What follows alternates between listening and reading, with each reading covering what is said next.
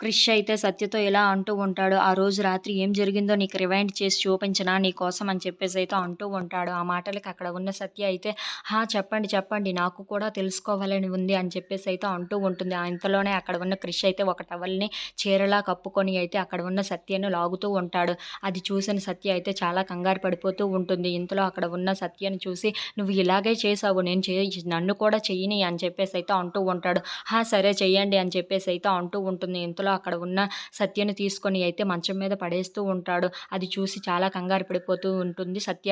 ఇంతలో అక్కడ ఉన్న సత్య పక్కన అయితే క్రిష్ కూడా పడుకొని ఉంటాడు. "ఏ క్రిష్, నువ్వు ఎన్ని సార్లు నన్ను ఇలా పడేసి, ఇలా నన్ను ఎన్ని సార్లు చేయలేదు. నాకు ఎంత టెన్షన్‌గా అనిపించిందో తెలుసా" అని చెప్పేసైతే క్రిష్‌ని అంటూ ఉంటుంది.